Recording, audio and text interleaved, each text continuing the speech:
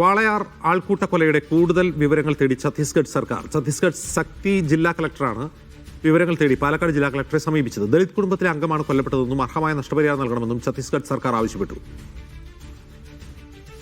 D Dhanasumod വിവരങ്ങളുമായി ചേർന്നു. സുമോദ്, അല്പം മുമ്പ് മന്ത്രി കെ രാജൻ പറഞ്ഞിട്ടുള്ളത് ഈ ആക്ഷൻ കമ്മിറ്റിയുമായി ചർച്ച നടത്തിയതിനു ശേഷം 10 ലക്ഷത്തിൽ കുറയാത്ത തുക നൽകുമെന്നാണ്. നേരത്തെ കുടുംബാംഗങ്ങൾ 25 ലക്ഷമാണ് ആവശ്യപ്പെട്ടത്.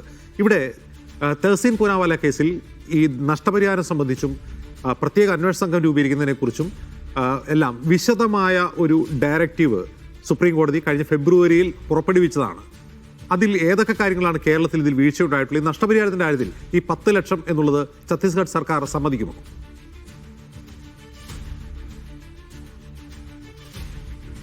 ഛത്തീസ്ഗഡ് സർക്കാർ വളരെ ഗൗരവത്തോടുകൂടി തന്നെയാണ് ഇപ്പോൾ ഈ കേസെടുത്തിരിക്കുന്നത്. ഈ വാർത്ത ഇന്നലെ മാത്രമാണ് ഛത്തീസ്ഗഡ് മാധ്യമങ്ങളിൽ വന്നിരിക്കുന്നത്. ടൈംസ് ഓഫ് ഇന്ത്യയിലും നവഭാരത് ടൈംസ്, എക്സ്പ്രസ് തുടങ്ങിയ പത്രങ്ങളിലാണ് ഇത് വന്നിരിക്കുന്നത്. ഈ വാർത്ത അറിഞ്ഞ ഉടൻ തന്നെ ഒരു ഇടപെടലാണ് ഇപ്പോൾ ഛത്തീസ്ഗഡ് സർക്കാരിന്റെ ഭാഗത്തുണ്ടായിരിക്കുന്നത്. ടോപ്പ് നൗ എന്ന കളക്ടർ, ശക്തി ജില്ലയിലെ കളക്ടർ ഇതിൽ ഇടപെട്ടിട്ടുണ്ട്.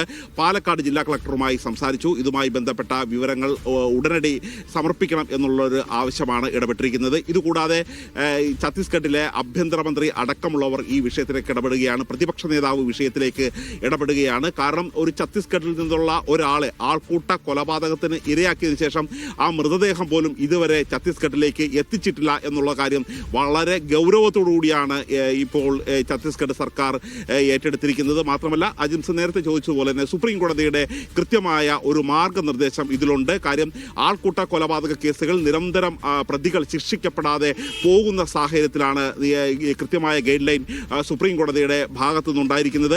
ഈ സുപ്രീം കോടതിയുടെ ഭാഗത്തു നിന്നുണ്ടായിരിക്കുന്ന ഈ ഒരു മാർഗനിർദ്ദേശ പ്രകാരമാണെങ്കിൽ ഇത് SP റാങ്കിൽ കുറയാത്ത ഒരു ഉദ്യോഗസ്ഥനായിരിക്കണം ഇത് അന്വേഷിക്കേണ്ടത്.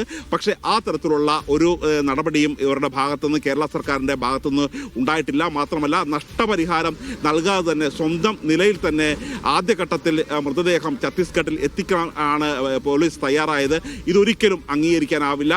കളക്ടറും 2 കളക്ടർമാർ തമ്മിൽ സംസാരിച്ചിട്ടുണ്ട്. എത്രയും വേഗം മൃതദേഹം ഛത്തീസ്ഗഡിൽ എത്തിക്കാനുള്ള നടപടി ചെയ്തിട്ടുണ്ട്.